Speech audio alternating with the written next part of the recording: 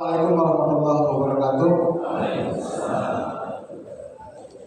Bapak Ibu sekalian, pada tanggal 26 Juli 2024 lalu, Presiden Joko Widodo menandatangani Peraturan Pemerintah Nomor 28 Tahun 2024 tentang Peraturan Pelaksanaan Undang-Undang Nomor 17 Tahun 2023 tentang Kesehatan. Peraturan ini terdiri atas 1.172 pasal yang termuat di dalam 484 halaman, ditambah 172 halaman penjelasan, sehingga keseluruhan menjadi 656 halaman. Tapi hari ini kita tidak akan membahas 1.172 pasal itu, tapi hanya satu pasal yang menjadi perbincangan oleh ramai orang, yakni pasal 103, terutama di ayat keempat. Di sana disebutkan bahwa pelayanan kesehatan reproduksi sebagaimana dimaksud pada ayat 1 pasal 103 paling sedikit meliputi A. Deteksi dini penyakit atau screening, B. Pengobatan, C. Rehabilitasi, D. Konseling, dan E. Penyediaan alat kontrasepsi. Bagian E inilah yang kemudian menjadi polemik di tengah masyarakat.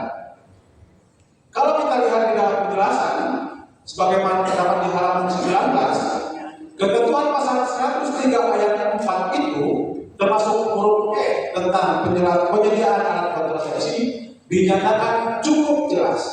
Artinya tidak ada tafsir lain dari ayat itu, dari huruf itu, bahwa penyediaan alat kontrasepsi diberikan kepada anak-anak usia sekolah dan remaja. Tapi setelah menimbulkan perdebatan di ranah publik, pemerintah mengklarifikasi bahwa penyediaan alat kontrasepsi itu tidak ditujukan untuk semua remaja, tetapi hanya untuk remaja yang sudah menikah. Adapun tujuannya untuk menunda kehamilan ketika calon ibu belum siap karena masalah ekonomi ataupun kesehatan. Dalam rangka itulah pada hari ini kita berkumpul, dan ini menjadi tema seminar kita hari ini adalah kupas tuntas PP nomor 28 2024 kontrasepsi untuk siswa dan remaja, apa tidak berbahaya. Seminar ini akan dibagi menjadi dua sesi. Untuk sesi pertama ini kita akan menghadirkan 3 narasumber. Narasumber pertama kami hadirkan ke atas panggung, yaitu Profesor Dr. Herman Susanto, SPOG.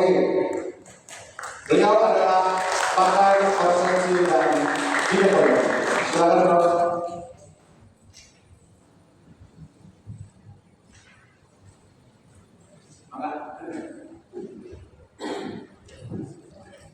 Narasumber kedua adalah Profesor Dr. Syarif Hidayat MS. Beliau adalah pakar pendidikan Islam. Maka dihadirkan, Prof.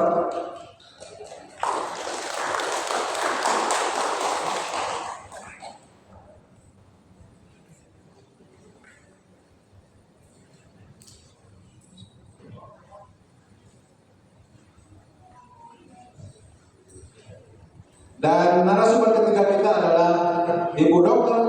Teti Rismiati Dr. Ana Si MPSI. Dipersilakan, Ibu.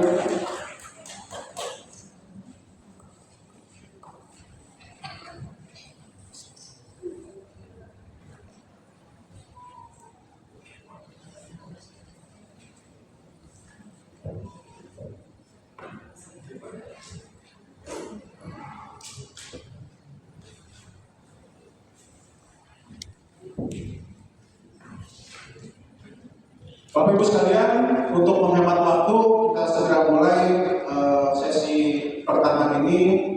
Kami berikan kesempatan pertama kepada Prof. Herman untuk membicarakan soal apa itu kontrasepsi dalam waktu maksimal 15 menit, Prof.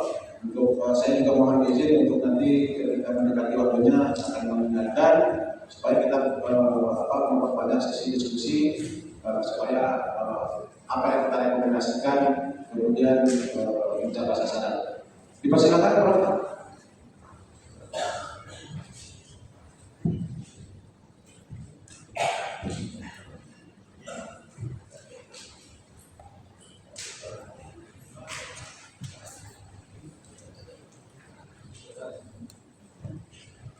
KPN,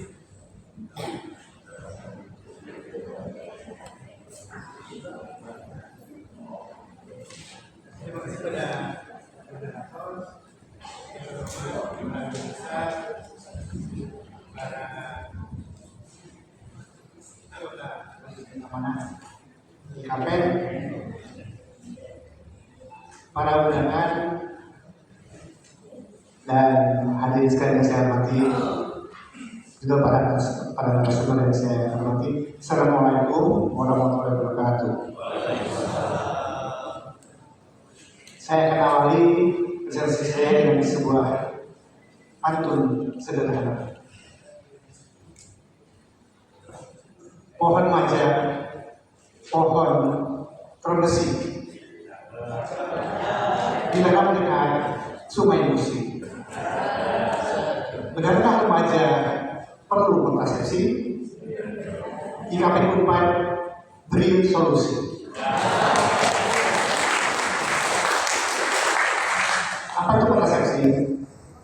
Ini adalah gabungan dua kata, kontra dan konsepsi, artinya melawan pembuahan. Slide. Dan semua metode yang bertujuan menghindarkan terjadinya HAM dan kesuara wanita itu disebut dengan metode kontrasepsi atau cara kontrasepsi. Apakah dia diberikan pada seorang aktor laki-laki atau aktor perempuan? Saya ingat kembali pada para hadirin yang mungkin sudah lupa pelajaran biologi pada waktu SMA yang lalu. Ini adalah organ reproduksi seorang wanita. Saya pada kesempatan ini khususkan untuk wanita oleh karena inilah yang menjadi makhluk yang menerima kehamilan. Di bawah itu adalah vagina yang menjadi tempat keluarnya spermatozoa. Kemudian di atasnya ada rahim atau uterus bahasa latinnya. Jadi di atas rahim, cervix uteri, dan badan rahim atau corpus uteri. Di kanan kiri itu ada organ namanya ovarium, induk telur. Rahim dihubungkan dengan ovarium melalui saluran telur. Dan kita lihat di sebelah kiri bawah bahwa organ ini sangat kecil, ini tidak dibesarkan, jadi kecil dibandingkan dengan ukuran si wanita, tetapi sangat penting untuk kita semua. Slide. Jadi suatu konsepsi pembuahan itu terjadi oleh karena adanya kesampuran hubungan badan antara seorang laki-laki dan wanita. Laki-laki mengeluarkan spermatozoa, wanita mengeluarkan sel telur setiap bulan, dan itu akan terjadi pertemuannya di ujung sebelah sana dari saluran telur tuba fallopi yang namanya ampula, bagian dari saluran telur yang lebar.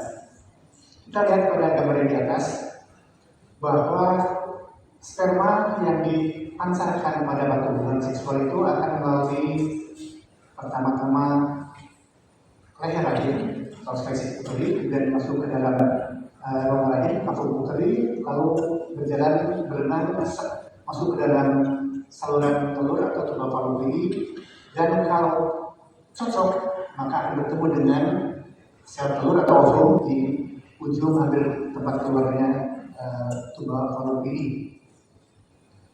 Slide. Nah, inilah ukuran yang menggambarkan perbandingan antara kecilnya sperma dengan besarnya ovum atau sel telur. Slide. Nah, jadi sel sperma yang dipancarkan pada waktu hubungan badan itu bukan cuma 1 atau 2 atau 1000, 2000, 9 juta, tapi puluhan juta, bahkan bisa sampai ratusan juta. Tidak semua sperma yang masuk dalam vagina akan bisa berhasil melewati hambatan di leher rahim. Hanya kira-kira 10% yang akan sampai ke dalam rongga rahim. Jadi waktu di vagina itu sudah terseleksi. Yang loyo itu akan mati, ya, yang tidak kuat akan mati. Oleh karena di dalam vagina banyak sekali hambatan, antara lain adanya keasaman vagina yang membuat sperma tidak dapat semuanya masuk ke dalam rahim. Begitu juga di dalam saluran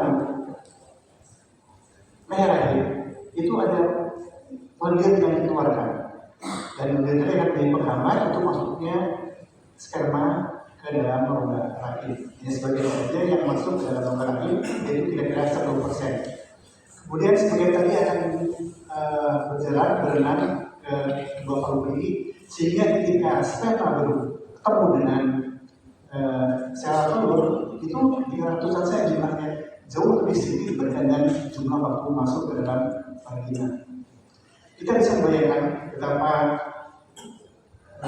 dan perjuangan sebuah sperma untuk sampai ke dalam sel telur. Kalau kita bisa bayangkan, sperma terdiri atas kepala spermatozoa, leher, dan bawahnya ada ekornya. Ekor yang akan menggerakkan spermatozoa berenang-renang mencapai saluran telur. Kalau kita bandingkan dengan manusia, maka jarak antara ujung vagina sampai ke leher rahim, yang tinggi manusia kira-kira 1,6 meter di saya, itu bisa dibayangkan jutaan manusia akan berenang mulai dari Raja Mandala sampai ke pintu tol dari Tasdaq. Bayangkan 100 juta, 200 juta itu akan bersaing untuk bisa masuk ke dalam pintu tol. Kemudian setelah lewat pintu tol, dia akan berenang kembali meneruskan perjalanannya sampai ke daerah kampus kita di Jatinangor. Di situ sampai ke rongga rahim, dan banyak hambatan di situ sehingga akan terseleksi lagi yang sebagian saja yang akan bisa teruskan jalan sampai ke tuba fallopi atau saluran telur. Kemudian sel telur itu akan turun dari daerah Sumedang sampai ke Tanjung Sari, ya, dan sperma akan berjumpa di situ. Dan kita bisa bayangkan betapa susahnya beratnya sebuah sperma untuk sampai ke buah hatinya di jempol tadi.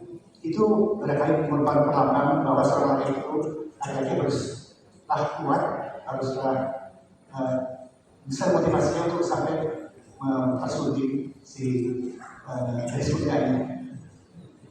Nah, apa yang terjadi? Maaf sebelumnya, slide sebelumnya. Jadi ketika sperma masuk ke dalam saluran telur, ternyata hanya satu yang bisa berhasil masuk ke dalam ovum. Ya, setelah dia masuk dalam sel telur, maka sudah yang menutupi sel telur akan tertutup. Ya, tidak boleh ada yang lain masuk ke dalam situ. Seorang mengatakan bahwa itulah wanita. Ketika mereka menerima seorang calonnya, maka tertutup untuk yang lain. Ya, kesetiaan adalah ciri seorang wanita yang baik. Serta keulatan tanggungan adalah ciri seorang wanita yang baik. Kita teruskan. Nah, ini adalah gambaran rahim tempat zigot atau buah yang tadi berada. Terus slide. Dan setelah menjadi suatu bayi, maka dia bentuknya seperti ini. Bayangkan dari organ yang sebesar buah alpukat bisa menjadi besar sekali seperti ini. Slide. Apa tujuan kita memakai kontrasepsi? Pertama, untuk menghindari terjadinya kehamilan. Dua, untuk mengatur kapan istri saya akan hamil. Ketiga, untuk mengatur berapa jarak antara dua kehamilan. Saya, ya, saya. Apakah ada kontrasepsi yang ideal? Yang bagaimana? Yang aman, yang efektif, yang bisa diterima, tidak ada penolakan, yang bisa dipulihkan kembali kesuburannya, yang murah, yang berjangka panjang, dan tidak membutuhkan supervisi nakes. Terus terang belum ada yang memenuhi kriteria tersebut semuanya. Ada saja 1-2 perkembangan. Nah, inilah berbagai macam alat kontrasepsi yang ditawarkan pada zaman Orde Baru ini sangat populer, kita memakai istilah kafetaria. Ya, jadi seorang sektor konsultasi dengan dokter atau bidan, dan dokter akan memilihkan mana yang cocok untuk atau tadi. Slide ini gambaran dari penggunaan alat kontrasepsi yang paling banyak ternyata adalah pil, kemudian sterilisasi wanita. Tetapi ini gambaran di Amerika. Dan di Indonesia, di Indonesia yang paling banyak suntikan.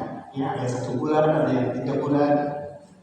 Yang kedua adalah pil. Jadi yang dipakai favorit untuk orang Indonesia adalah cara-cara sederhana yang tidak bisa jangka panjang. Tadi sudah saya kasih dulu bahwa tujuan memakai alat kontrasepsi bisa menjalankan kehamilan, bisa juga untuk terminasi kehamilan, yaitu dengan cara sterilisasi. Saya usahakan ya Pak, saya mudah-mudahan bisa. Nah, ini adalah cara-cara sederhana. Cara-cara inilah yang biasanya dipakai oleh remaja, oleh orang-orang yang masih muda, itu adanya cara barrier, ada kondom, kita tahu semuanya. Ternyata kondom itu tidak hanya pada laki-laki, pada wanita pun ada kondom. Ada diafragma dan ada bahan yang dapat mematikan sperma. Nah, ini kondom pada laki-laki. Ada juga kondom pada wanita, ada pasangnya pada vagina, sehingga sperma yang keluar tidak akan sampai ke rahim. Nah, ini dari diafragma menutup leher rahim.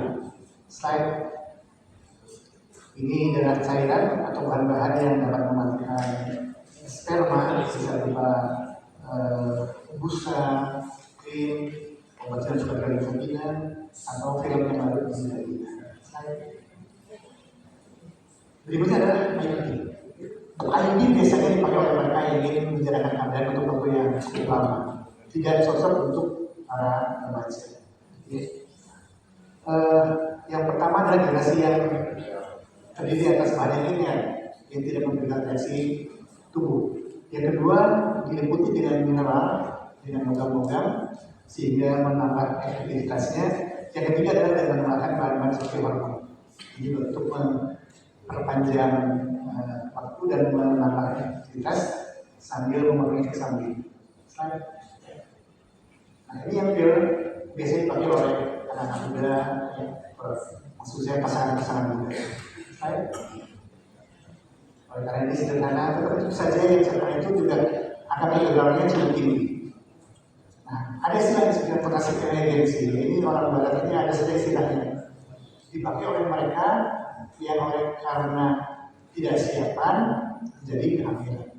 Ya, sudah berhubungan tapi tidak dilindungi oleh alat kontrasepsi. Apa yang dilakukan? Memakai konsepsi emergency. Pertama dengan memakai tablet hormon evolusioner. Yang kedua dengan memakai hormon juga yang tablet juga yang anti produktif. Ketiga adalah IUD. Ya. Jadi pada waktu tidak siap dengan kehamilan maka bisa dipakai pil-pil dari mulai sebulan sampai 3 hari. Tentu saja paling efektif adalah yang IUD. Nah, apakah hubungan seksual pada usia remaja itu hanya menyebabkan kehamilan? Tidak. Ada yang jauh lebih hebat lebih serius adalah itu bisa timbul kanker pada rahim, kanker serviks. Baik, kita lihat bahwa mereka yang mereka yang berhubungan pada usia dini belasan tahun, kemudian dari pasangan, apalagi kalau jadi kerja buruh, ada infeksi dengan HIV, itu faktor risiko untuk mudah timbulnya kanker serviks di kemudian hari. Nah, inilah virus yang menyebabkan kanker serviks, mirip-mirip dengan virus corona. Nah, ini gambaran dari kanker serviks pada stadium yang masih dini. Jadi rusak ya lagi ini. Nah, ini kenapa bisa terjadi? Oleh karena pada waktu berhubungan badan akan timbul gesekan sehingga ada luka di dinding serviks. Dari situlah masuk virus tadi sampai ke dasar dari lapisan serviks dan intinya akan hubungan dengan satu dengan inti dari sel-sel epitel serviks dan sekian tahun kemudian bisa menjadi kanker dan akhirnya kanker serviks. Satu menit. Nah ini kanker serviks. Nah ini mudah-mudahan ini tidak selesai dalam 2 bulan. Jadi ada diam di dalam kedokteran itu mencegah lebih baik daripada mengobati. Slide. Jadi kita ingin mencegah kehamilan. Dari mencegah kehamilan lebih baik kita cegah pertemuan antara sperma dan ovum. Lebih dini lagi kita pakai alat anti. Lebih baik sebetulnya hindari zina, jauhi perbuatan zina. Oleh karena itu Prof. Sarif akan menyampaikan bahwa jauhi zina sesuai dengan ayat di dalam Al-Quran. Ya, baik. Sepertinya nah ini. Jadi ada kiat dari saya. Ketika si AA datang mengunjungi pasarnya, ternyata malam larut hujan, siapa yang berkata, jangan pulang, kemudian di sini kan bisa bukan singkirkan pikiran tadi, ya. Kemudian tinggalkan, saya harus pamit. Lalu lupakan, jangan sampai begitu sudah pulang deh. Jadi saya belajar jangan. Teruskan lagi, atau bisa juga ketika selesai makan di restoran, aja yang mengatakan, "Neng, kita mampir aja yuk di sini." Jadi sama, singkirkan, tinggalkan, lupakan, sintiru, ya.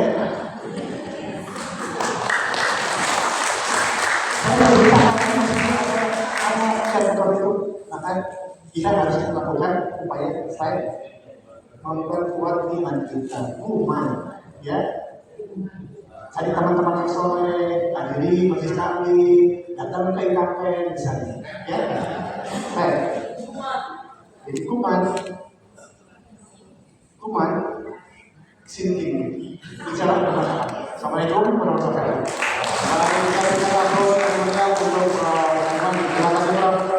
Langsung saja kita lanjutkan kepada pembicara berikutnya. Beliau adalah Profesor Dr. Sarif Hidayat. Beliau adalah pakar pendidikan Islam yang akan membawakan paparan dengan tema pandangan Islam tentang kontrasepsi dan hubungan seksual pada siswa dan remaja. Untuk 15 menit ke depan, Prof, dan di sini nanti juga ada jawabnya.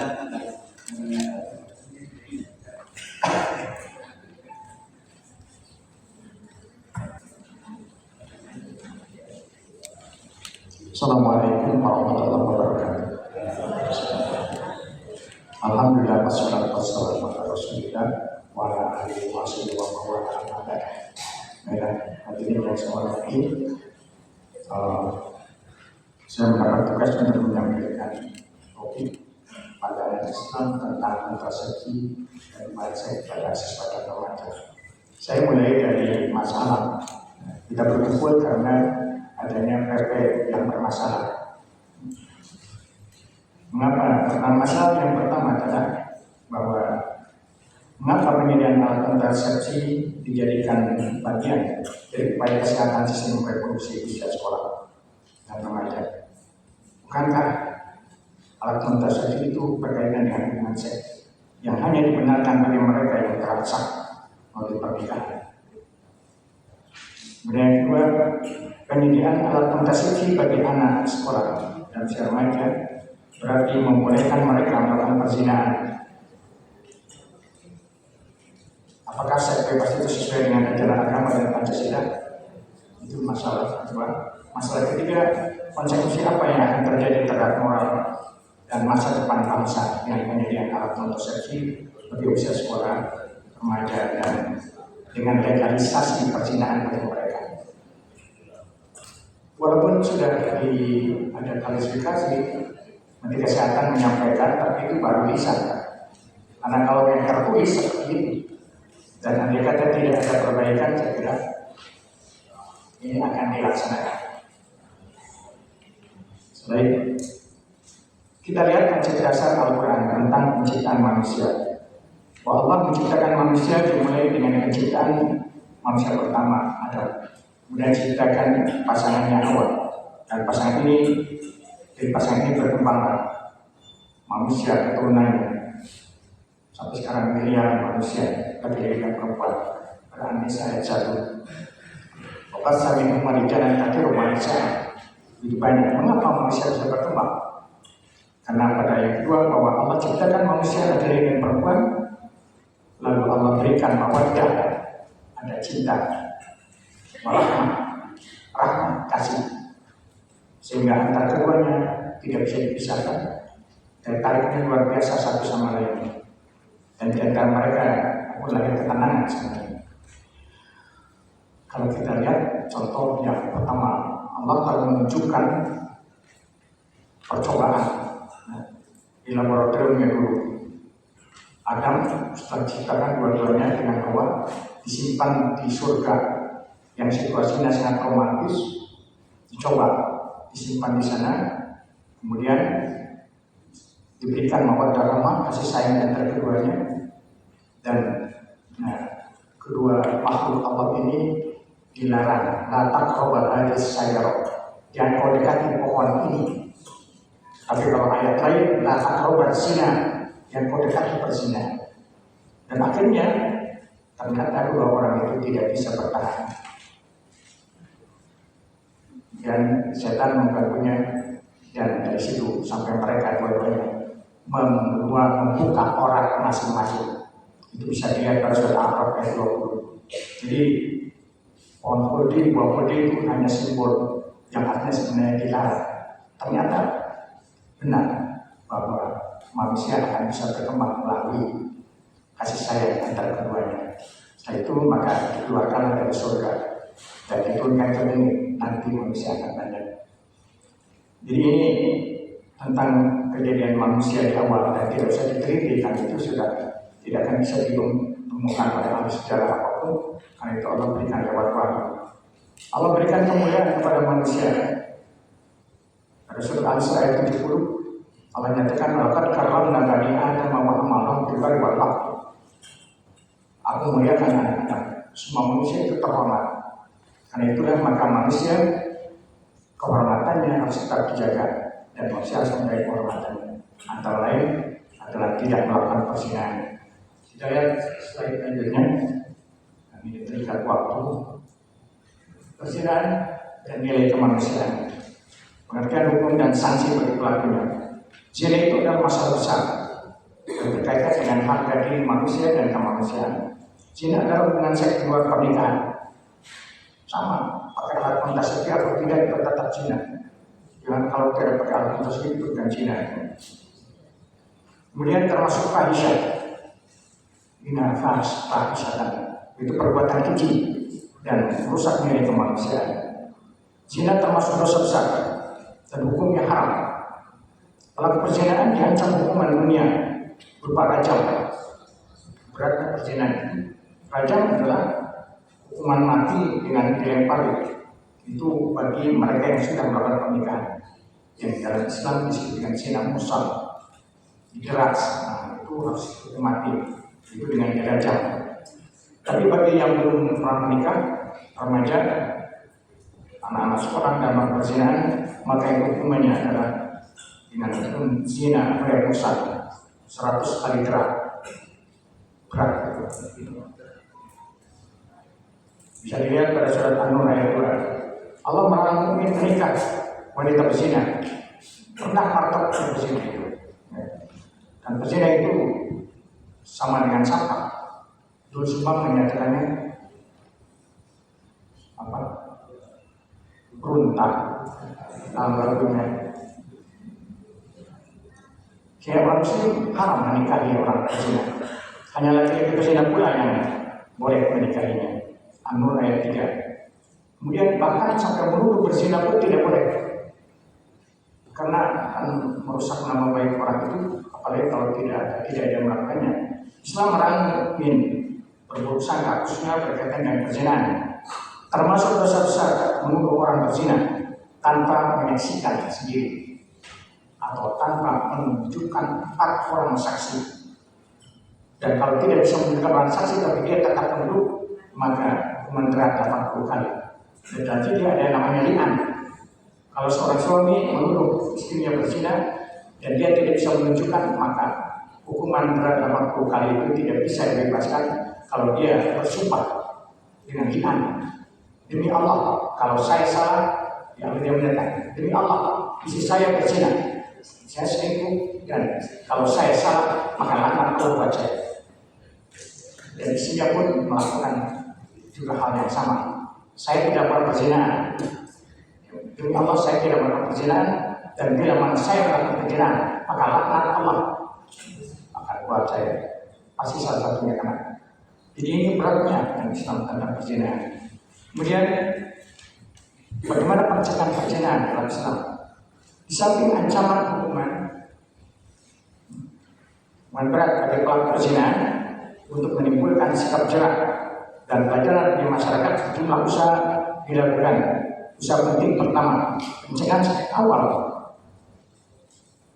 Jadi berbagai perilaku yang mengarah pada perzinahan, baik lisan maupun perilaku lainnya, itu tidak boleh dilakukan. Itu ada dalam surat Al-Isra, la taqrabuz zina, yang kau dekati perzinahan, karena perzinahan itu adalah perbuatan keji, wasaat, dan itu perbuatan buruk, wasaat sakira, perilaku yang buruk. Jadi mulai awal aku jaganya. Artinya jangan melakukan perbuatan yang mengarah ke sana. Saya masih ingat sebuah lagu Titik Pusat dulu ya, tahun berapa? Tahun 70-an mungkin. Jangan dua-duaan, ya kan? Boleh dua-duaan, masih ada yang apa? Asal tetap pilih, tapi awas jangan pergi berduaan.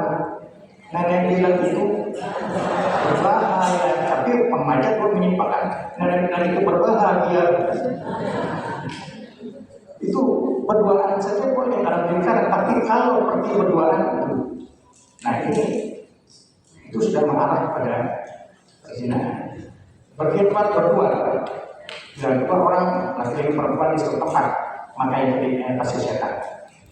Dicoba dulu oleh Allah, Adam saja tidak mampu. Kemudian, dan itulah maka sejak awal perilaku apapun baik ucapan maupun perbuatan yang mengarah ke sana. Kemudian yang kedua, pendidikan agama secara utuh. Jangan bertahap saat ini, benar keimanan, benar keimanan sama tidak. Karena seorang melakukan perzinahan itu bukan orang mukmin. Orang beriman, tapi beriman, dia sholat, dia zakat, dia saum, pas dia melakukan perzinahan, pada saat berzina dia bukan orang mukmin. Luntur imannya sampai. Tapi kalau orang sudah beriman, insya Allah kuat. Karena itulah ada sebagai nabi yang menyatakan nanti di hari akhir akan ada 7 kelompok yang bisa mendapat perlindungan di hari tidak perlindungan Allah. Antara lain adalah dia seorang laki-laki yang diajak berbuat maksiat oleh seorang perempuan. Dan dia menolak dengan menyatakan ini akhulullah, aku takut Allah. Pada saat itu padahal wanitanya Zata Mansori sangat menarik sekali. Ustaz pun biasanya tidak lulus, Ustaz pun tidak lulus begitu. Berikan edukasi dan bimbingan khusus keagamaan di sekolah. Jadi kalau mata pelajaran agama di sekolah dihapuskan, itu musibah besar ya, sama dengan PP ini. Udah kiamat dunia ini. Tapi saya yakin tidak akan terjadi karena masih banyak yang pesantren masih bertahan. Kemudian pernikahan, nah, yang penting adalah pernikahan. Dan pernikahan itu adalah pencegahan perzinahan. Pernikahan, saya tidak cerita. Nikah adalah perbuatan mulia yang diperintahkan kepada manusia yang telah memenuhi syarat usia, syarat kemampuan dan sebagainya. Bagi muslim pernikahan yang sah adalah pernikahan berdasarkan syariat. Kalau pernikahan kayak sekuler hanya cukup bersalaman, kita saling mencintai, datang ada saksi sudah kamu jadi suami istri, tidak sah. Dalam Islam pernikahan adalah akad, di mana seorang wanita berada di tanggung jawab seorang laki-laki. di bawah tanggung jawab walinya. Alat pernikahan serah terima tanggung jawab pada seorang yang dipercaya dan diterima. Dan itu tidak boleh tanpa syarat menerimanya. Tidak bisa mengulang-ulang baru diterima. Pernikahan itu berfungsi memenuhi sunnatullah, yaitu itu sunnah Allah. Allah berikan pada manusia memang tabiat untuk menyenangi hal itu. Kedua, sunnah Rasul. Dan Rasul menyatakan pemayan arwah sunnah pada samini yang tidak menjadi sunnah bukan umatku. Itu tidak boleh seorang laki-laki perempuan yang saja tidak mau nikah. Itu melanggar sunnatullah. Menghindari perzinahan. Kemudian yang ketiga, memelihara daya moral kemanusiaan.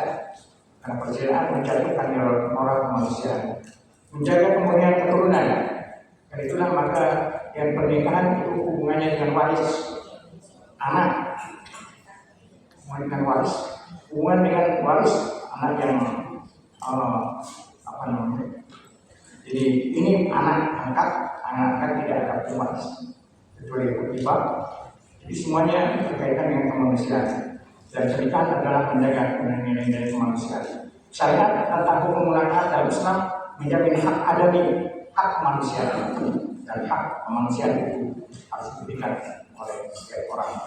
Kemudian PP nomor 28 tahun 2004 pasal 103. Maaf dalam slide ini ada yang salah.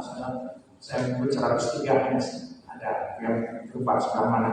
Itu pasalnya 103. Ayat 1 dan ayat 4 tentang pemberian alat kontrasepsi pada remaja dan anak usia sekolah adalah kebijakan yang mengabaikan nilai moral dan bertentangan dengan nilai agama dan dengan Pancasila, khususnya pada ketuhanan manusia dan kemanusiaan yang adil dan beradab. Apabila tujuan dari PP itu untuk menekan perkembangan penyakit menular, menghindari kehamilan di luar pernikahan, maka pemberian alat kontrasepsi pada remaja dan anak usia sekolah adalah keliruan dan kesalahan besar. Konsekuensi penerapan PP 28 ini, pertama, penggunaan alat kontrasepsi menjadi budaya nanti itu akan menjadi budaya yang akan berkembang terus, yang menjadi bagian dari kehidupan semua lapisan masyarakat bangsa Indonesia. PP tersebut berarti memberi fasilitas kepada remaja dan anak usia sekolah untuk melakukan hubungan seks bebas. Perzinahan perzinahan dan pembuatan keji yang dilarang agama dan bertentangan dengan Pancasila, khususnya sila pertama, ketuhanan yang esa, dan sila kedua, kemanusiaan yang adil dan beradab, resmi dilegalkan dan direstui pemerintah kalau PP ini tidak diubah. Menimbulkan kerusakan moral anak-anak bangsa yang bertentangan dengan tujuan pendidikan nasional. Kita tahu dalam pendidikan nasional Sistimnas tahun 2003 itu bagaimana manusia beriman, bertakwa, berbuat dosa, berakhlak mulia, lihat sangat bertentangan sekali. Kemudian melahirkan musibah besar berupa runtuhnya martabat bangsa dengan matinya nilai-nilai moral dan keimanan. Dan yang lebih jauh lagi bisa mengundang azab Tuhan. Simpulan dan saran peraturan PP nomor 28 tahun 2004 khususnya pasal 103 sini tulis 103 ayat 1 dan ayat 4 adalah bagian dari sekularisme yang menjauhkan bangsa dari nilai moral dan keagamaan dan menjauhkan dari Pancasila. B sebagai bahan pelajaran bagi pertimbangan dalam mengangkat pimpinan negara dan pimpinan pejabat dari warga negara yang saleh dan amanah, bahwa segala urusan diserahkan bukan kepada ahlinya, urusan hancurannya. Dan PP yang bermasalah ini kemungkinan lahir dari para pejabat yang bermasalah pula. Sarannya kepada pemerintah dan para pemegang kebijakan, mohon pasal dan ayat yang berakibat merusak moral bangsa seperti pasal 103 ayat 1 dan ayat 4 dihapus, dan cukup sekali inilah terjadi dan mudah-mudahan tidak akan terjadi lagi di negeri kita. Buatnya doa semoga Allah menyelamatkan bangsa Indonesia dari kehancuran dan bala kita dibuat untuk berkebun, negeri yang subur, masyarakat yang makmur, di bawah lindungan Allah Maha Pengampun. Mudah-mudahan bisa tercapai. Sekian. Assalamualaikum warahmatullahi wabarakatuh.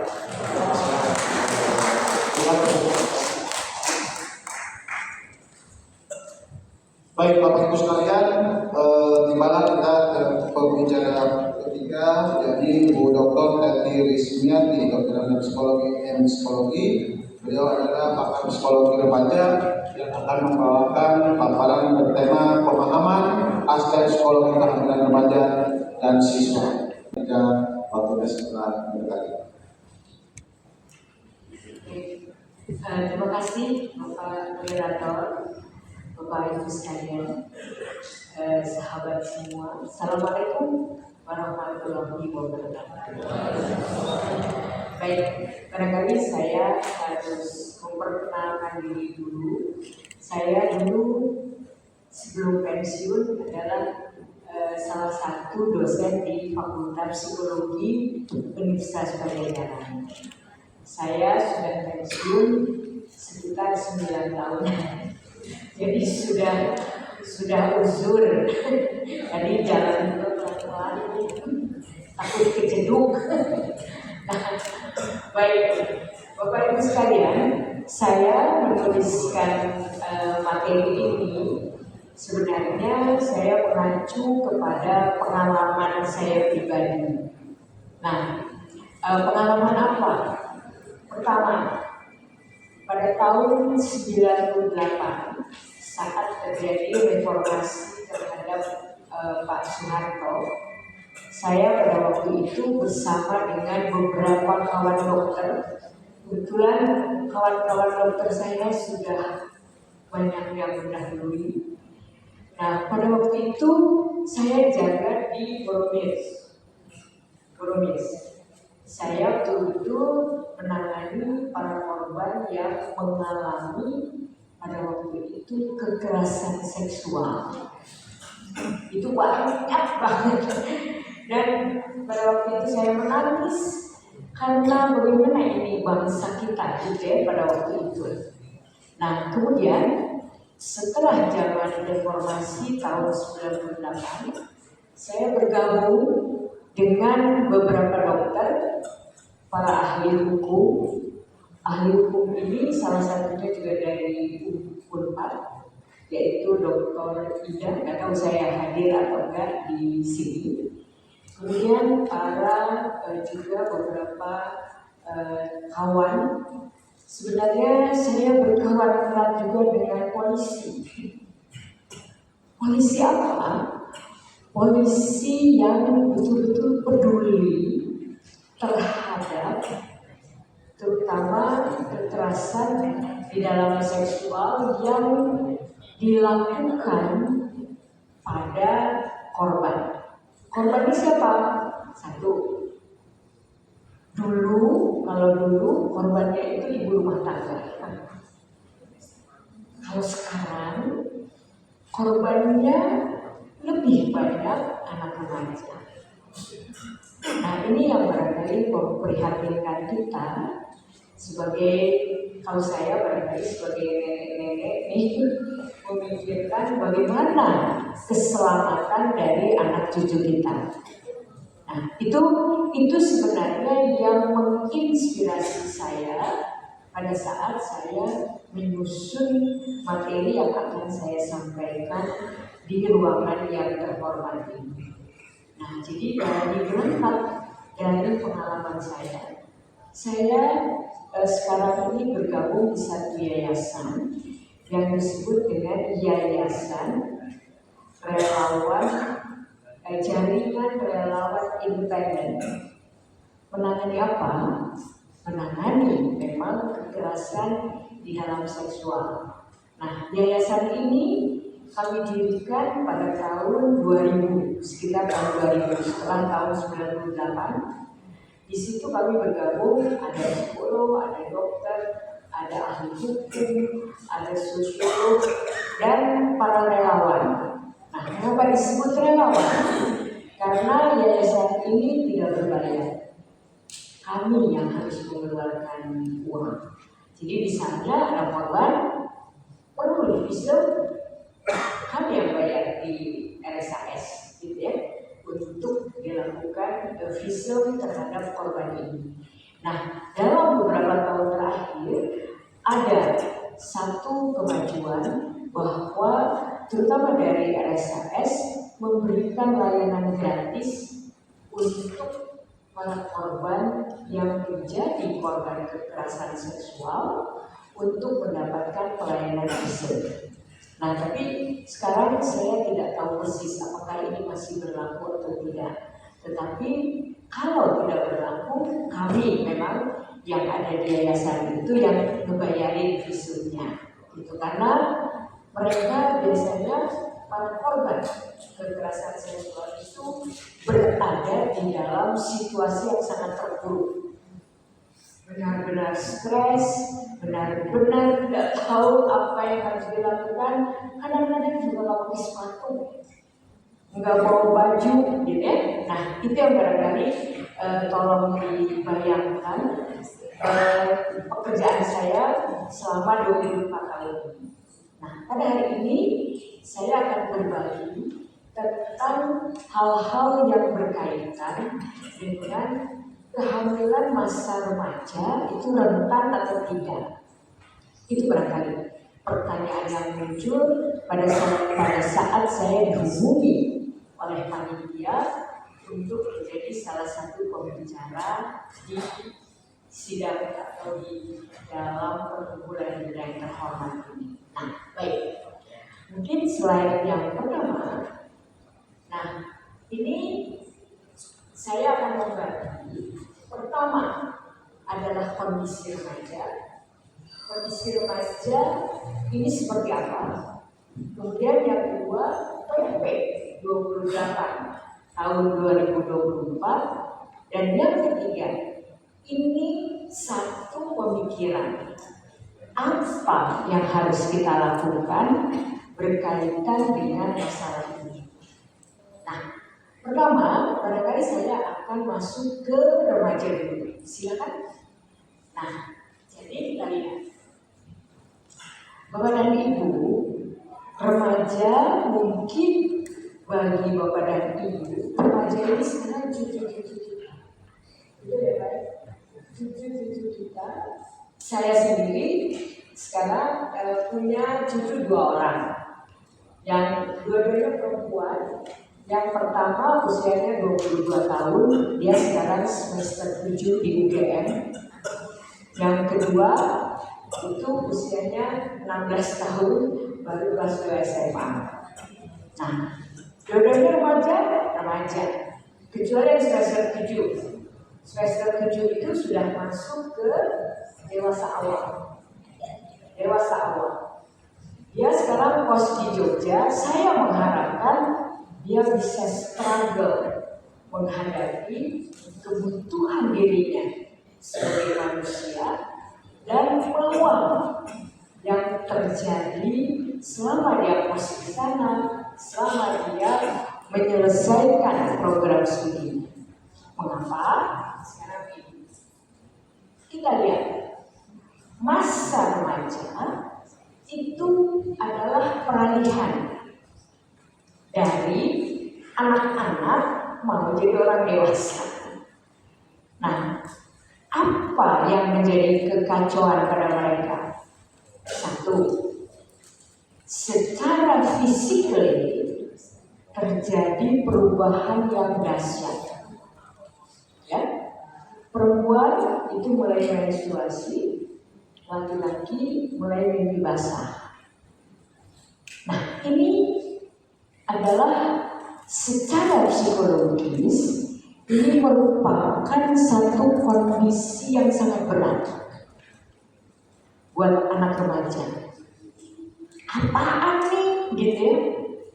Anak laki pagi-pagi dia mimpi basah, bingung. Anak perempuan menstruasi nyumput-nyumput, gitu ya? Nah, kalau menurut pandangan psikologis, masa remaja ini memang masa yang paling sulit. Disebut anak kecil, udah gak kecil. Disebut dewasa, jadi dia masih belum on gitu. Belum bisa menghadapi perubahan-perubahan yang ada di dalam dirinya itu secara efektif dan efisien. Nah, oleh karena itu, kalau zaman kekinian, rasa ingin tahunya itu memang sangat mudah dipenuhi. Mengapa? Karena di internet bertebaran. Kalau zaman saya dulu itu buku stensil, itu nggak makan. Pernah nggak lihat buku stensil yang porno? Pernah ya Pak ya? Itu dokumentasi. Oh, ya. Nah, barangkali itu ya yang ingin saya sampaikan, bahwa masa remaja itu memang masa yang paling sulit karena disebut anak kecil bukan, disebut orang dewasa belum. Nah, padahal organ tubuhnya kalau secara fisiologis sudah berkembang menjadi manusia dewasa. Nah, oleh karena itu sekarang kalau kita lihat penyimpangan-penyimpangan karena perubahan dari organ tubuh itu sangat besar.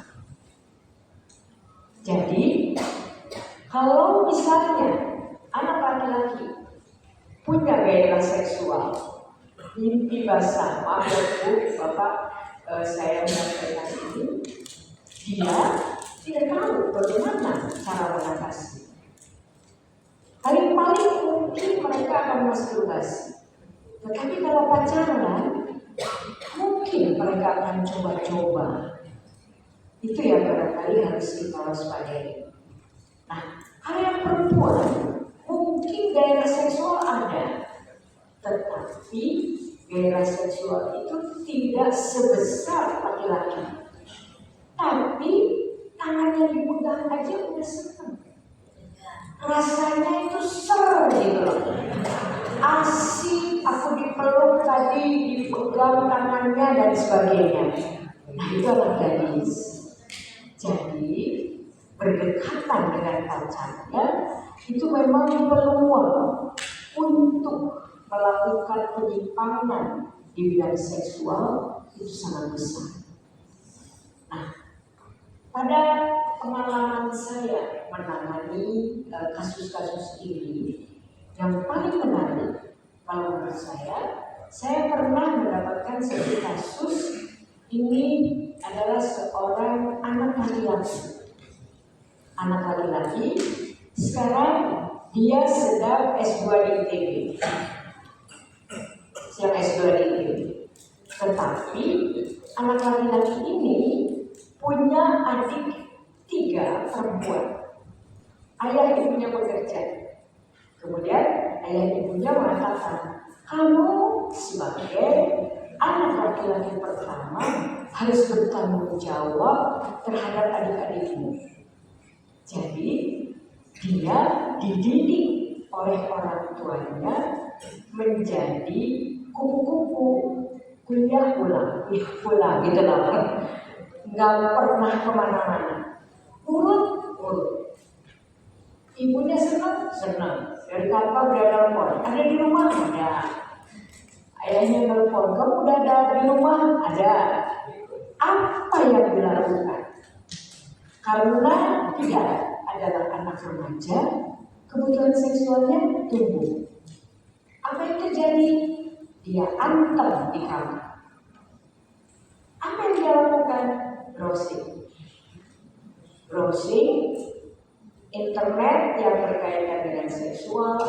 Kemudian dia masuk di dalam satu klub yang bisa melakukan seksual secara virtual. Nah, jadi anak itu kalau pulang sekolah dia masuk ke kamar, keluar kamar enggak. Kalau adiknya membutuhkan dia ada, tetapi di kamar dia main internet sedemikian rupa sampai akhirnya dia masuk di dalam satu klub yang kalau menurut saya klub ini adalah sesuatu klub yang mungkin sedikit menyimpang. Satu menit. Mengapa saya katakan ya, mengapa saya katakan sedikit menyimpang? Karena yang bersangkutan itu setiap hari buka internet seksual, melakukan seksual melalui virtualnya perilaku seksualnya mulai dari yang normal sampai yang menyimpang, dan yang terakhir dia nggak bisa lepas dari internet ini. Nah, kemudian dia punya pacarnya seorang sarjana juga, perempuan, udah pasti ya. Pacarnya diajak untuk melakukan hubungan seksual, tapi pacarnya menolak. Saya tidak mau. Hebat ya? Kalau menurut saya pacarnya hebat. Aku menolak. Aku tidak mau, dan anak ini digeret ke tempat praktek saya. Dan kemudian saya melakukan beberapa pendekatan. Pada akhirnya yang laki mengatakan, aku nggak bisa, Bu. Kalau tidak melakukan hubungan seksual, aku nggak bisa. Yang perempuan aku tidak mau. Akhirnya mereka putus. Oke, kita lanjutkan di sesi diskusi nanti. Boleh saya akhiri sebentar ya? Akhirnya putus. Sekarang yang laki-laki sudah bekerja di Jakarta. Sekarang pacarnya bisa melakukan hubungan seksual, pacar baru. Nah, yang menjadi pertanyaan saya, apa yang bisa kita lakukan dengan kondisi seperti ini? Hal seperti ini bukan hal yang sedikit, tapi tidak diketahui oleh masyarakat luas. Nah, itu barangkali yang terus-menerus menjadi pertanyaan bagi kita. Apa yang harus kita lakukan bagi lingkungan keluarga kita, lingkungan masyarakat, agar tadi sudah disampaikan bahwa perilaku seksual adalah perilaku alamiah yang keren banget, bisa dilakukan oleh siapapun, karena tujuannya adalah untuk mengembangkan keturunan. Nah, baik, barangkali saya akhiri dulu. Silakan nanti kalau ada pertanyaan. Terima kasih. Assalamualaikum warahmatullahi wabarakatuh. Karena itu untuk diskusi yang sesi pertama ini kita buka untuk 2 penanya terlebih dahulu. Apakah ada? Baik, silakan. Sudah ada 2 orang. Mohon Bapak, nanti kita lanjutkan dan Ibu, dan kita lanjutkan di sesi berikutnya. Untuk 2 penanya di belakang, dipersilakan diungkapkan dari mana, kemudian ditujukan kepada siapa. Maka itu ada 2 orang di belakang.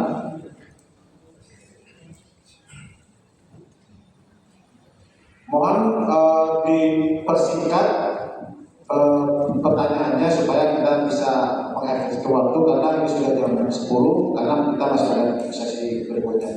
Silakan. Baik, bismillahirrahmanirrahim. Assalamualaikum warahmatullahi wabarakatuh. Perkenalkan, nama saya Reza Putri Sandi. Saya berprofesi sebagai guru biologi dan di sekolah swasta dan juga di lembaga bimbel gitu. Dan saat ini saya sedang menempuh studi S2 biologi konsentrasi mikrobiologi terapan Universitas Pajajaran. Jadi begini, Ibu, saya kalau jadi guru biologi itu selalu vulgar kepada peserta didik itu, saya tidak pernah menutupi gitu. Dan ini terbukti gitu. Bahkan ada salah satu siswa yang chat ke saya, Bapak, saya mau cerita, katanya begitu. Dan ternyata di daerah kelaminnya itu ada sesuatu begitu, Bapak. Akhirnya saya bilang, coba foto, saya pengen lihat. Karena saya sedikit belajar tentang mikrobiologi medik, saya yakin itu sifilis, Bapak. Dan saya tanya, kamu ini kelas 12 gitu, dan sejak kapan sudah berhubungan seksual? Saya kata begitu. Padahal di kelas 10 juga sudah aktif berhubungan seksual. Saya tanya lagi, apakah menggunakan kondom atau tidak? Saya bilang gitu. Karena ternyata dia berhubungan seksualnya dengan laki-laki lagi, Bang. Nah, dari sini saya agak sedikit miris begitu. Terus Bapak kata ini gimana? Saya bilang saya nggak bisa mengobati. Coba ke dokter. Karena kalau saya kasih tahu itu sifilis, pasti dia akan mencari obatnya sendiri kan begitu. Nah, berkaitan dengan peraturan yang tadi kita bahas gitu ya, bahwa alat kontrasepsi ini kan tadi kondom itu tidak hanya tentang kehamilan saja, tapi semakin tahun itu semakin menurun. Akibat apa? Akibat penggunaan alat kontrasepsi pada remaja gitu Bapak. Jadi ini membingungkan sebetulnya gitu ya peraturan ini. Di sisi lain memang penggunaan kondom ini di Thailand itu betul-betul efektif untuk menurunkan infeksi menular seksual. Dan saya juga sempat bertanya-tanya kepada orang-orang di sana, karena secara orientasi mereka sangat terbuka dan mereka tahu itu apa pre-exposure prophylaxis gitu ya, post-exposure prophylaxis gitu. Jadi obat-obatan ini mereka sudah menggunakan itu karena negaranya gitu ya di sana sudah menerapkan hal tersebut gitu ya. Nah, bagaimana Bapak kira-kira tanggapan Bapak Ibu terkait masalah ini? Terima kasih. Baik, terima kasih. Yang kedua di sebelah, ya di sebelah kanan saya. Ya. Oke, selamat pagi semuanya. Perkenalkan, saya adalah Danang Marinjan Malau, salah satu perwakilan dari Sarjana Psikologi Prodi mahasiswa Prodi S1 Psikologi Universitas Padjadjaran. Jadi, saya ingin bertanya terhadap Bapak Hermanto terhadap tentang penggunaan alat kontrasepsi. Saya ingin bertanya tentang apakah ada alternatif lain selain penggunaan alat kontrasepsi bagi pasangan remaja yang sedang atau yang tidak ingin menunda atau kehamilan. Di mana yang kita tahu bahwa tadi penggunaan alat kontrasepsi itu bisa menyebabkan kanker atau penyakit. Jadi saya ingin bertanya apakah ada alternatif lain selain daripada penggunaan itu yang tidak menyebabkan atau tidak menggunakan tidak menularkan penyakit. Terima kasih Bapak. Baik. Kita tampung dulu atau ini semuanya sepertinya untuk Prof. Herman atau tadi sudah ada dua Bapak dengan Ibu. Dipersilakan. Soal festival ya. Nah, Bapak, ini apa? Pertanyaan saya untuk Bapak Profesor Sari untuk belajar dan lanjut.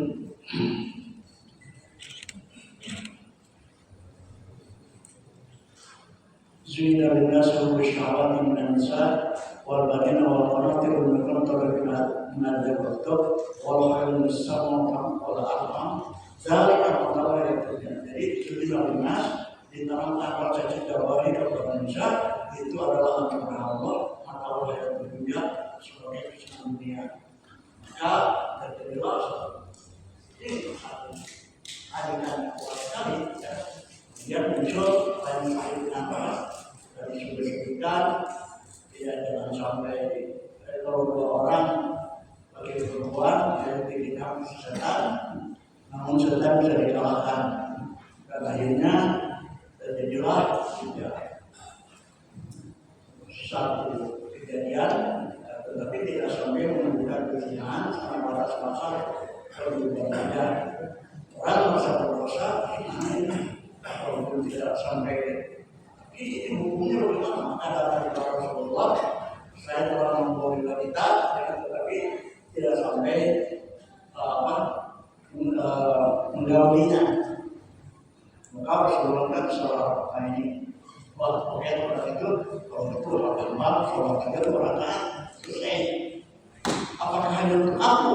Nah, belum mati lah hilal zaman. Ini berlaku untuk membantu sampai akhir zaman. Jadi kalau melihat kasus ini seolah-olah ya pergaulan laki perempuan itu ya kawasan asal jangan sampai terjadi apa? berzinah itu ya sepertinya enteng-enteng saja begitu, ya cukup dengan sholawat ini surat Al-Quran itu yang bisa buat. Cukup satu sebenarnya karena kita memberikan kesempatan ke teman yang lain dan kita sangat membatasi waktu. Saya harus membuka dan sekarang sesi kedua. Sepertinya satu pertanyaan cukup saya ya. Iya. Selanjutnya ke Ibu.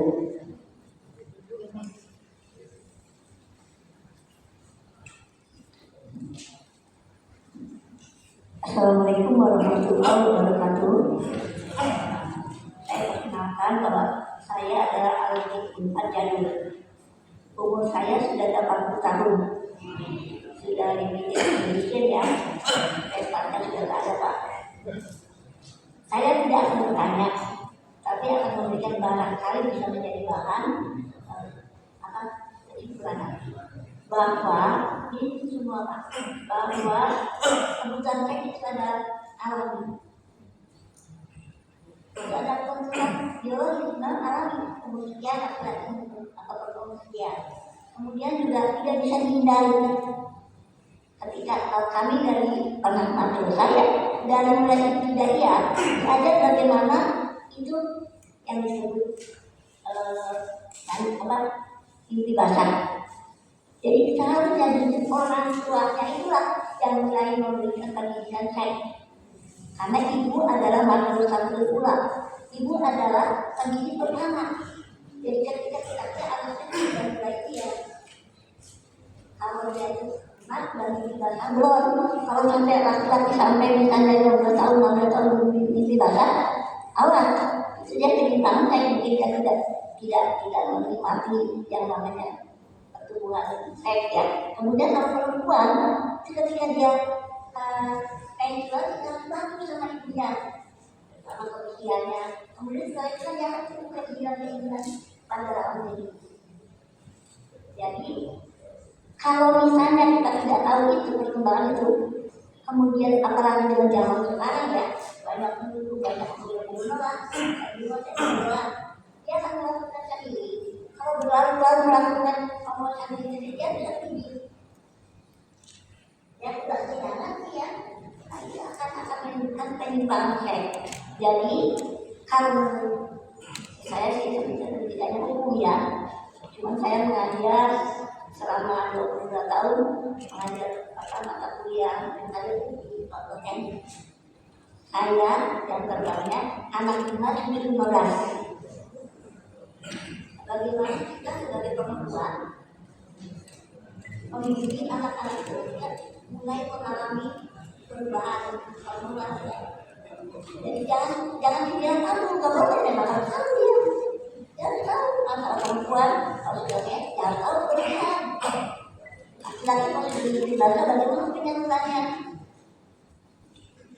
Dan mungkin misalnya kita disuruh apa ya, penyaluran lah. Jadi maaf ya, saya memberikan bahan bagaimana seorang perempuan terutama ibu adalah sebagai manusia satu rumah.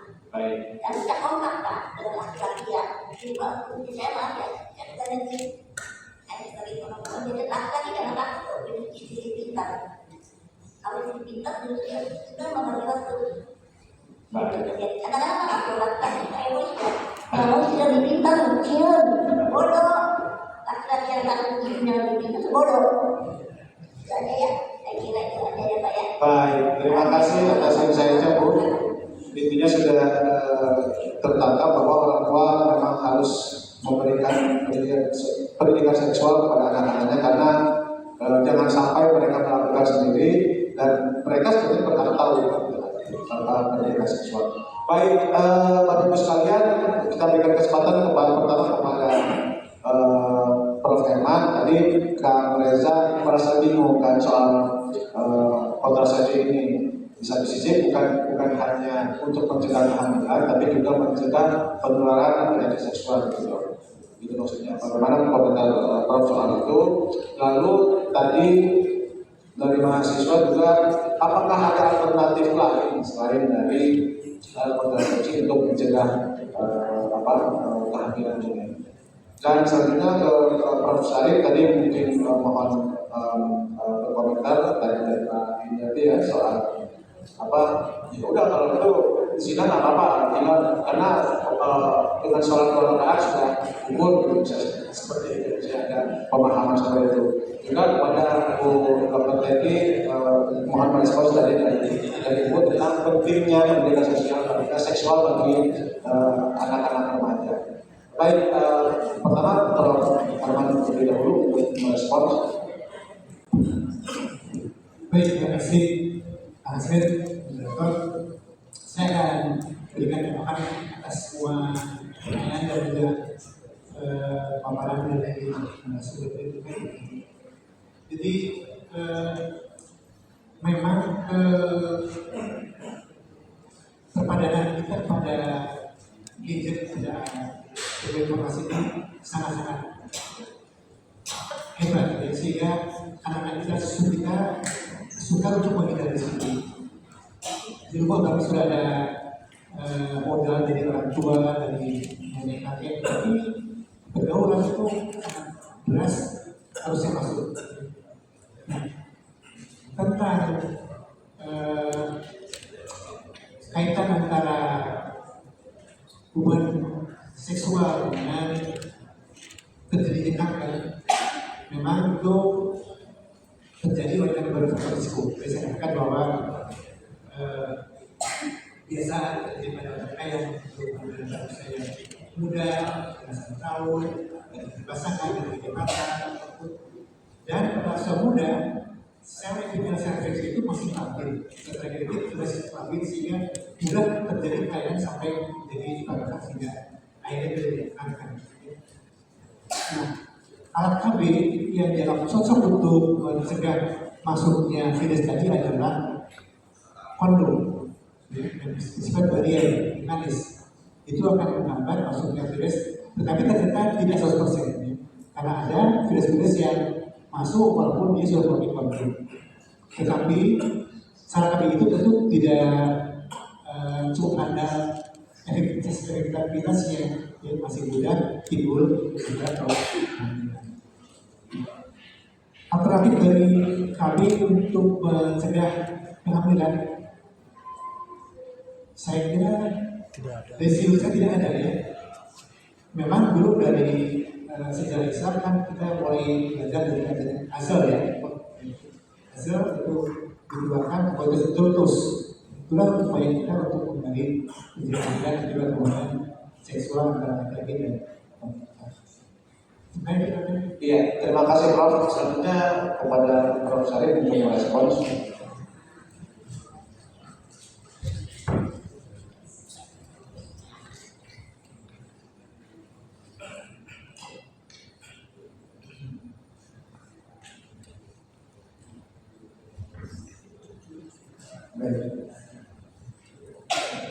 Jadi nafsu istilah Islam itu nafsu, keinginan untuk melakukan hubungan seks itu adalah alami dan itu namanya sunnah Allah dan semua dari anugerah itu. Dan dorongan itu sama dengan api besar itu dalam kehidupan manusia. Tetapi bagaimana mengendalikan api itu? Api bermanfaat sekali, tetapi kalau api itu dibebaskan, itu bisa melalap rumah tidak ada habis. Kemudian bagaimana mengendalikan itu? Ya, salah satunya saya sampaikan adalah pembinaan keimanan. Saya dengar yang ibu tadi menyampaikan, kan sejak kecil juga kita, kalau saya masih ingat orang tua saya dulu memisahkan laki-laki dan perempuan ke kamar itu sejak kapan? Dan anak-anak pun bayi itu kita sekamar dengan orang tuanya sejak kapan dia harus sudah bisa jangan sekamar dengan ayah ibunya sehingga dia menyaksikan perbuatan ayah ibunya itu juga mendorong pada sesuatu yang tidak baik. Jadi dipisah. Jadi pada masalah itu yang berkaitan dengan perzinahan, kalau disampaikan tadi bagaimana supaya kita ya, bebas dari hal itu. Tapi juga katanya Memang Tuhan itu pengampun. Jadi bukan tadi ada cerita dengan seorang orang itu selesai itu tidak. Karena dosa itu dosa besar. Jadi ada kisah seorang wanita cantik kemudian datang ke toko buah yang Rasul itu, dan di toko buah itu jadi pemuda itu datang ke Rasul dengan celaka ya Rasul, saya melakukan perbuatan dosa. Bagaimana dosa saya ini? Jadi dia dengan buah, kemudian ada ibu-ibu muda mencari buah, jadi dia tertarik dengan itu, kemudian dia sudah ada di dalam yang bagus. Kemudian wanita itu dibawa ke dalam dan ternyata dicium ya wanita itu. Hanya mencium saja. Kemudian dia minta maaf setelah itu. Kemudian datang ke Rasul hanya mencium saja benar. Lakukan sholat dengan baik. Karena diakui Tuhan. Kalau yang mencium saja. Kalau perkosa itu lain. Jadi harus dengan taubat kan. Dengan cara menyesali perbuatan itu bukan bangga dengan dosa-dosa tapi justru menyesali, berjanji tidak akan kembali mengulang dan berganti hijrah kepada perbuatan yang baik.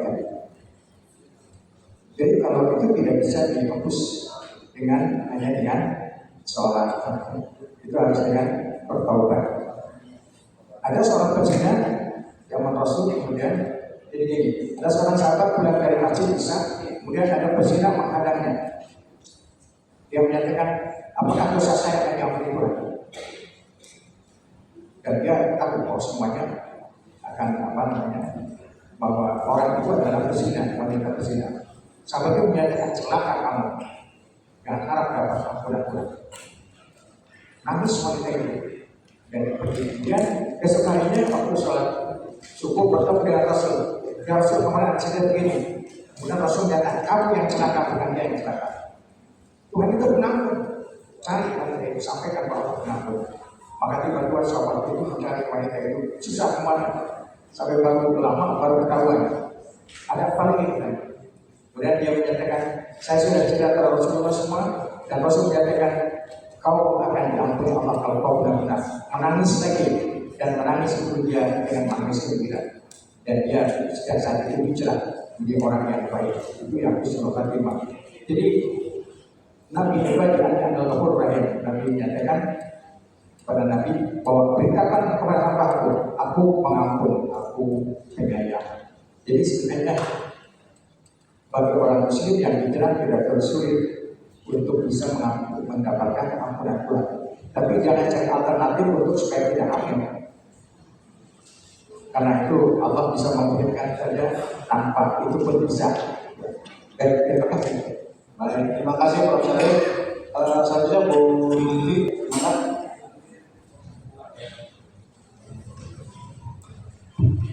Baik, terima kasih atas beberapa komentar. Saya barangkali akan memberikan jawaban secara menyeluruh ya Pak ya. Nah, pertama, kalau dari beberapa pertanyaan yang tadi diajukan, saya sependapat bahwa pendidikan seksual itu memang harus diberikan kepada anak-anak kita. Cuman kita memang harus paham tekniknya seperti apa yang paling tepat buat anak-anak kita. Kalau zaman sekarang ini gadget tidak bisa dipungkiri. Materi-materi di dalam teknologi tinggi itu nggak bisa disumbutin lagi. Mereka pasti akan bisa mencari. Nah, beda barangkali dengan pengalaman saya dengan anak saya zaman dahulu kala. Ketika anak saya SMP, ketika anak saya SMA, pada waktu itu internet baru mulai ada. Belum ada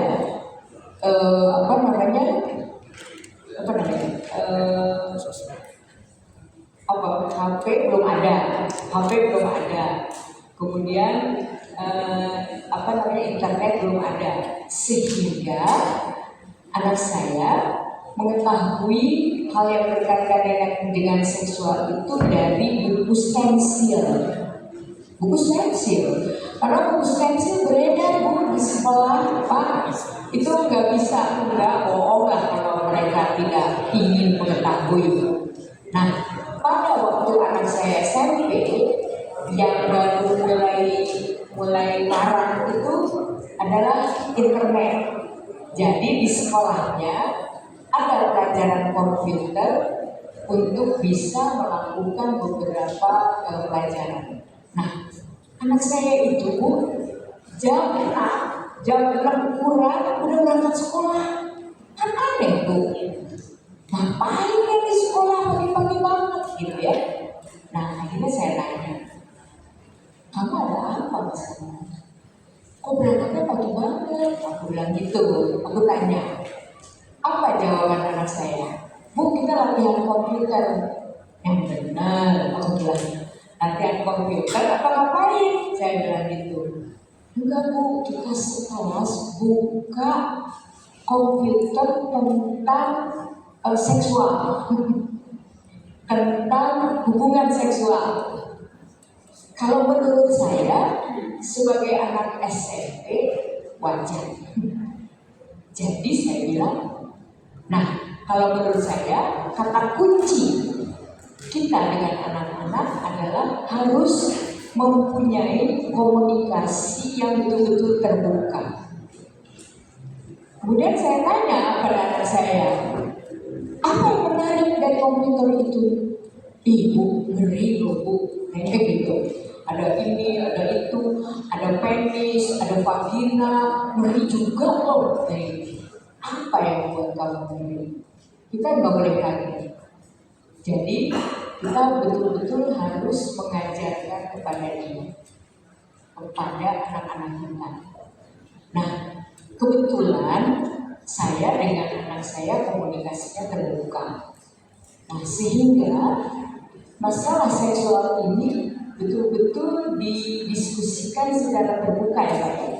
Secara terbuka. Misalnya, karena pada waktu anak saya remaja itu internet belum sangat marak. Nah, pada saat itu dia sudah mulai naksir temannya. Akhirnya saya dengan suami saya mengajak anak saya untuk ke Studio East, tahu nggak Bu? Studio East itu di Jalan Cihampelas.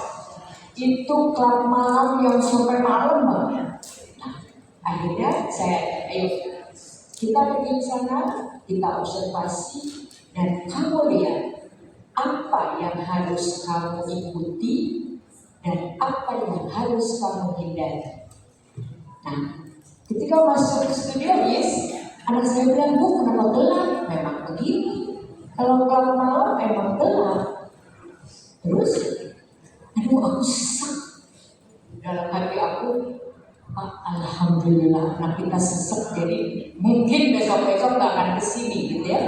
Nah, tapi di situ saya memang mengajarkan kamu duduk di sini, terus kamu lihat itu yang menjajakan minuman mana nanti kalau kamu pergi sendiri yang boleh kamu beli dan mana yang tidak boleh kamu beli.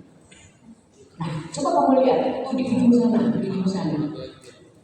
Nah, apa yang mereka minum? Seperti apa perilakunya? Nah, itu yang harus kamu hindari. Nah, kemarin saya membawa cucu saya ke BIP.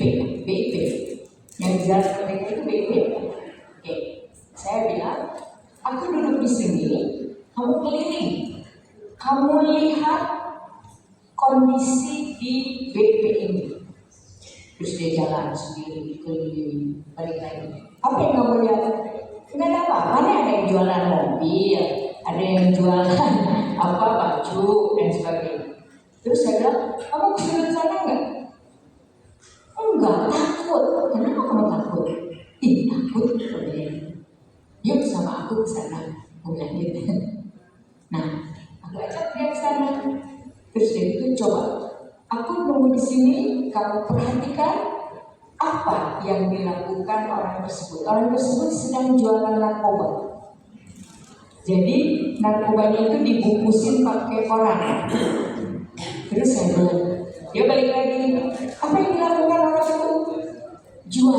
Jualan koran nih, koran yang dilipat-lipat, katanya gitu. Terus saya bilang, kamu tahu istilah apa? Mau tahu, katanya gitu. Terus begitu, oke.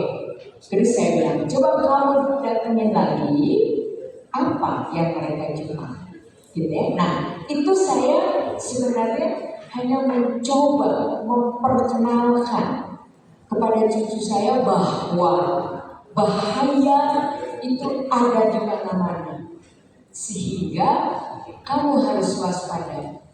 Jadi saya bilang, kalau ada orang tipe yang kayak gitu, ngajak kamu untuk melihat bungkusan-bungkusan koran kecil, kamu harus berani menolak. Gitu. Jadi kita barangkali kalau mengajarkan langsung, otomatis dia masuk di kepalanya. Nah kemudian dia bilang, oh itu sih jualan narkoba, iya saya. Kamu harus tahu. Nah itu barangkali beberapa contoh yang ingin saya sampaikan pengalaman saya dalam sehari. Terima kasih. Baik, terima kasih Bu Yati. Bapak Ibu sekalian, saya sudah diingatkan sama panitia bahwa dengan sangat menyesal bahwa sesi pertama ini harus diakhiri, tapi kita sudah mendapatkan beberapa pencerahan terkait dengan hal ini bahwa kebutuhan seksual merupakan kebutuhan alamiah sejak usia remaja, tapi tetap saja bunyi pasal 103 ayat 4 PP 28/2004 tetap menimbulkan masalah karena ini akan kita sepakat dengan banyak kalangan bahwa ini bukan menjadi kebijakan yang tepat sehingga kemudian DKP nanti akan merumuskan dalam sebuah pernyataan resmi. Tapi yang jelas tadi disampaikan bahwa walaupun itu kebutuhan yang alamiah, tapi tetap harus ada pendidikan yang efektif kepada anak-anaknya. Salah satunya dengan komunikasi terbuka dengan anak-anak kita. Tapi satu hal yang penting adalah hindari zina. Tadi saya tertarik dengan Prof. Herman tadi bahwa harus ada singkir dulu. Ya, singkirkan, tinggalkan, lupakan, lalu kuatkan iman. Baik Bapak Ibu sekalian, berikan tepuk tangan meriah kepada tiga narasumber kita untuk sesi pertama. Saya dipersilakan kepada Bapak Ibu untuk kembali ke tempat. Kemudian saya akan membuka sesi kedua.